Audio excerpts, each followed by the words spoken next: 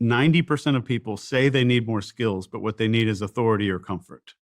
And they can't be comfortable in a conversation. Mhm. So I could give you, like I would talk to these clients and I would say, I could spend $10 million, write the best persuasion script for whatever your ideal outcome is, hand you this thing on a silver platter. And if you're not comfortable in that conversation, you're not going to be successful. So I could give it to somebody with social anxiety and have them go read this out loud. It's not Harry Potter. We're not reading spells. It's not a spell. So a lot of people's problems come from comfort, a lack of being able to be comfortable in a conversation, and the level of authority that they might have. And I don't mean hierarchical authority. I just mean personal authority. But they don't know it. They think it's, I need more social skills, I need to learn small talk, or I need this little technique. So every time, the one thing I tell every client is, if I give you a flight checklist right now for a small plane, a Cessna 172, Mm. are you a pilot? No. Having this little checklist of what to do does not give you the skill. So a lot of that, so much of that comes from comfort. And the problem that a lot of people have is they're competing with other people on height, on looks, on social status, money, hierarchy, confidence, all this other stuff.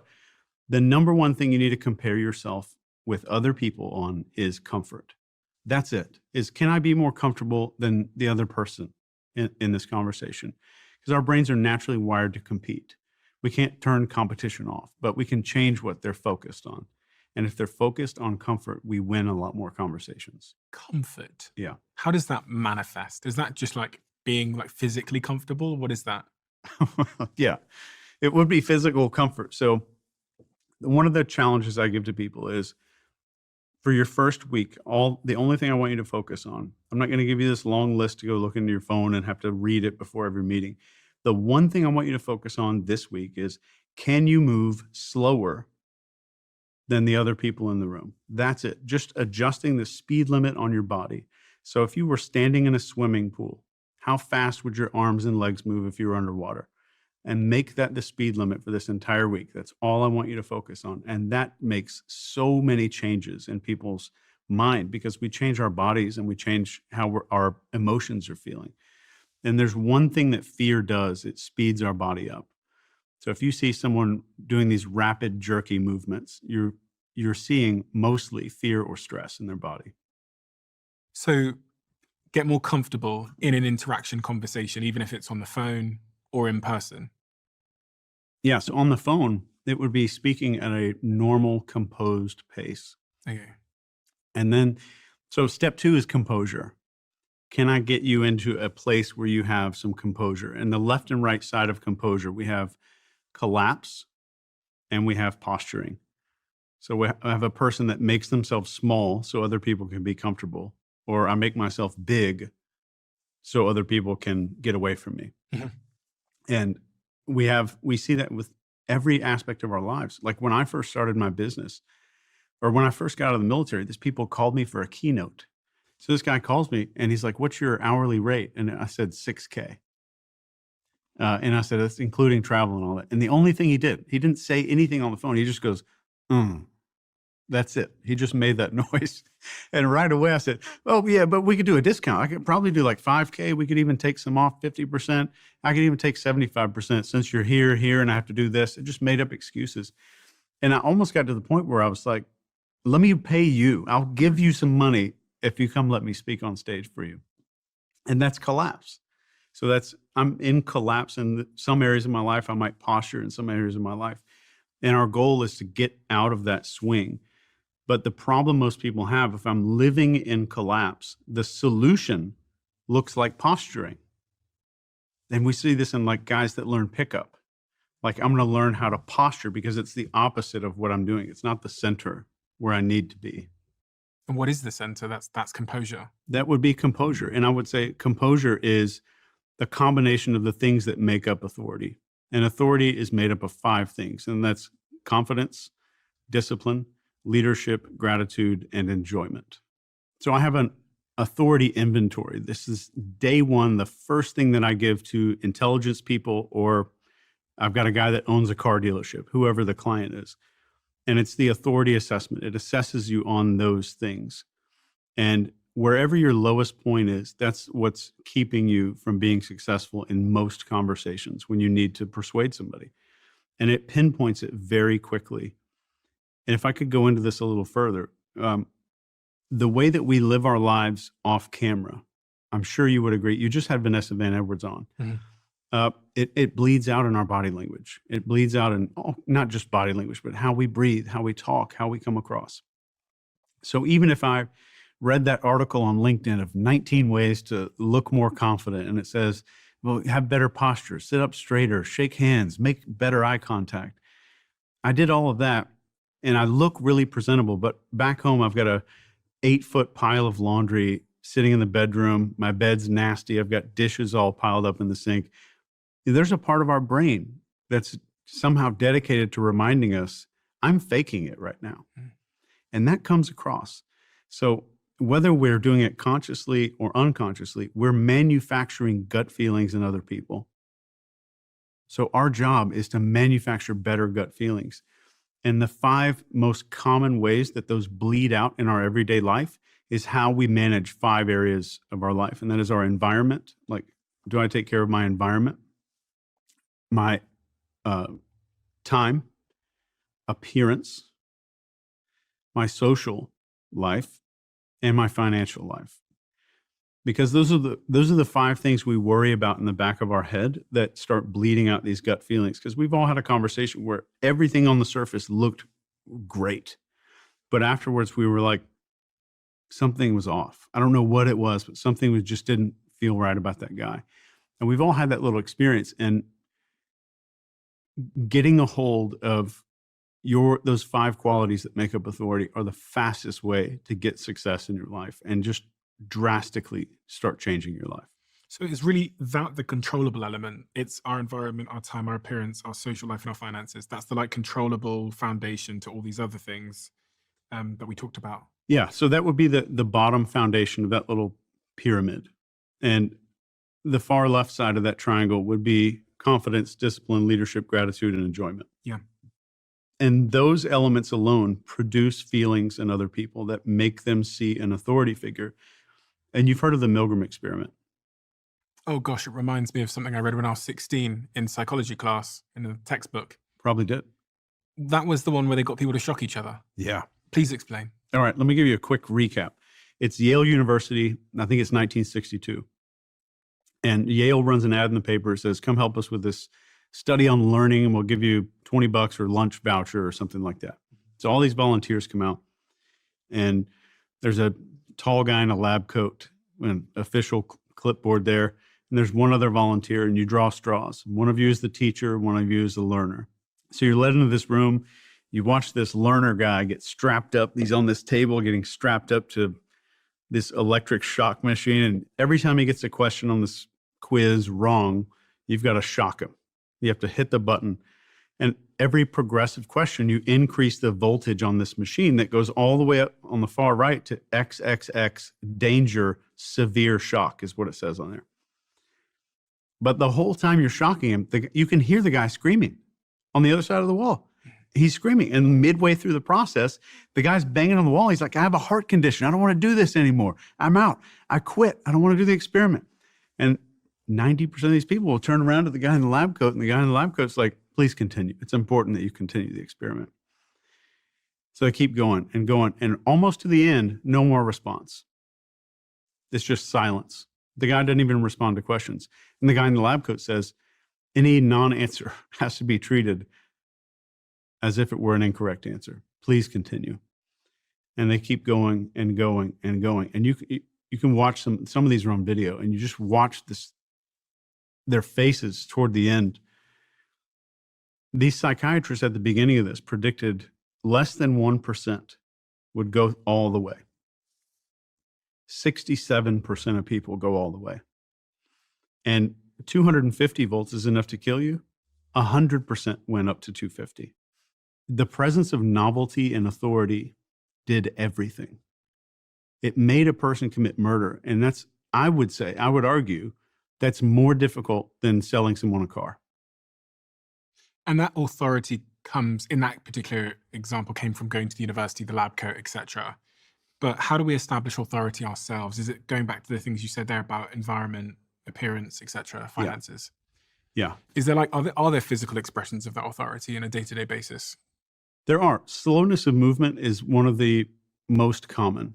So we have slowness of movement. So the right side of that authority triangle has 5 letters on it, and that stands for movement, appearance, confidence, connection, and intent. Is our intent visible? That outward sign of authority is what a lot of people tend to look for. What does authority look like? But what we're really doing is I want to look up the symptoms of authority, not the cause. Because we're all these LinkedIn articles, YouTube videos that are saying how to have more confidence, how to do X, Y, and Z are how to have the symptoms instead of the cause of authority. So people with authority tend to sit up straight, but they don't sit up straight because they read an article. They sit up straight because they see the world a certain way. And that's so much of a difference between changing my worldview versus changing my posture. It's very different outcomes, and we're still generating those gut feelings in people. Interesting. Have you worked with many people that come to you and they've got a clear authority problem? Is there a particular example you can think of where you were able to help someone turn their life around? Many, hundreds. Give me your favorite example. My favorite example was a big CEO. He's in Los Angeles, and he asked me for skills. He starts off, I need the flight checklist. I don't need to learn to fly. I just need the checklist. But it takes me a while to kind of walk people back and say, like, let's get to the root of this. Because you can't just openly say you have an authority and comfort problem. Mhm. And his employees would like openly make fun of him in board meetings and stuff like that. And he didn't like it. And his company was going downhill so fast.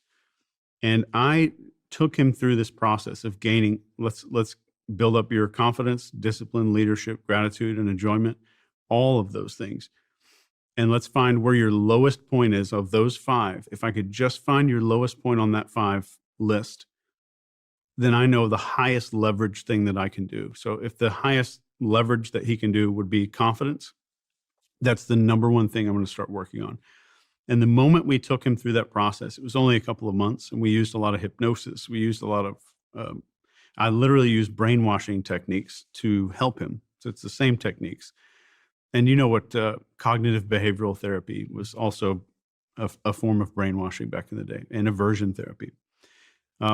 But within just a few months, he went from around, I think, 6 to 800K per month to like 4 million a month. All of his employees were on board. He had this huge shift. The problem comes when you're a coach and you make someone's life change that fast, they have to have an excuse. They can't go back to the office and like they're different, right? So they have to say this thing happened to me. I had this thing. So that's the first thing I work out with every client is like you're going to have to go back and tell them something happened that changed your life because you have to have a reason that you're going back different. So watching that transformation is so rewarding and incredible. But the confidence is usually what you have to change first with people. How'd you do that? You change what's going on inside their head. So you've gone on stage before, probably 1,000 or 2,000 people. You were on TV for a while. Even after you've been successful, have you ever even heard a tiny voice that said, "Why am I here?" Or like, "Do I deserve to be here?" Yeah, I mean, doing this is a prime example of that. Yeah. Yeah. Or I'm faking it. People Yeah. are going to find out I'm faking it. Well, you feel like that when you're a podcaster because you didn't get any official qualifications, and then people started listening, and then they think that you know what you're doing, or you. Yeah. So I think I can tell with that as a podcaster. Yeah. So, and they never go away.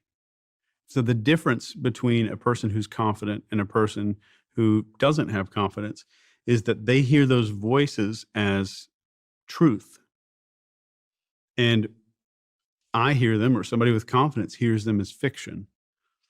They're both listening to the same thing. So imagine, like, as a quick story, if you and I were going to lunch, and I said, "Stephen, I'm going to come pick you up." I pull up in front of your house. You jump in the passenger side. We're heading off, and I'm listening to an audiobook about a nuclear bomb going off. but it's inside the audiobook. There's a fake news report about a nuclear bomb going off. Let's say it's a pretend BBC broadcast or something that's going off, that it's in the audiobook. We start driving.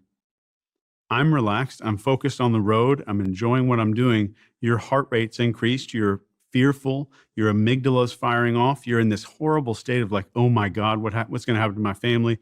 We're both hearing the exact same broadcast. We're listening to the same speakers at the same time. But I know that I'm hearing fiction, and you are worried that it's truth.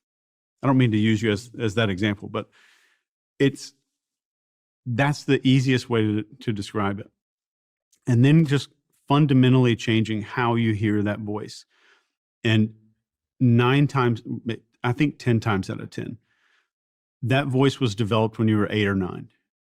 What did that kid do? And this is what I would ask any of the clients. What did that kid do to make friends or keep them? So friends, to feel safe. Now we're in the safety, like, how did I get to feel safe? And what did I do to earn rewards? And for some people, that might be recognition. For other kids who had a bad start in life, that might be water or food, might have been a reward for those kids. So the way that we keep or earn friends, the way that we get rewards as a child, and the way that we feel what we have to do to feel safe, those develop as little apps in our brain that run in the background of our adult lives all the time. And we typically, as a kid, they're great. They might have kept us safe. They might have kept us alive. They might have held us inside of these social circles, but I'm going to be a dick to people so that they don't get close to me. Or I'm going to kiss up to authority figures like mom and dad so I'll get some recognition and praise. And that becomes an app that we carry into adulthood without knowing it, without our consent, without our awareness. That little kid brings these things into adulthood, and they just modify. So I go from having to kiss up to a narcissistic mother to I'm gonna kiss the boss's ass every single day, and everybody knows me as the office kiss ass. So they just translate from child to adult behavior. And if I can start understanding that, then I can start getting that person to understand the fundamental way to change their life. And I make them put those phrases out in the open to where it's so, I want them to be pissed off. So I will make them get a desktop wallpaper that says, I don't deserve money. Money is for other people. Just to make their brain see how stupid it is on a regular basis, and put it on a motivational poster. And the second part of that is anybody who's confident has a generalized expectation of positive outcomes, not specific, but things are going to be fine. Things are going to be fine. So if I can do that, you can fundamentally change someone's life. So the final point of that, which leads into discipline, is I need to get you to form a relationship with your future self. Because everything that goes on in our life has to do with our mammalian brain, this lower part of our brain here, and it doesn't speak English. There's no affirmation that's going to penetrate that barrier. There's no like, I'm going to read a quote on a wall or a PowerPoint slide that's going to fundamentally change behavior. You have to change the animal, the mammalian part of the brain. So the question I ask everybody that I'm training is, how would I teach it to a dog? How would I show my goals? If I'm setting goals for next year, how would I show that to a dog? Because I have to get it down to a mammal. So the fastest way to do that is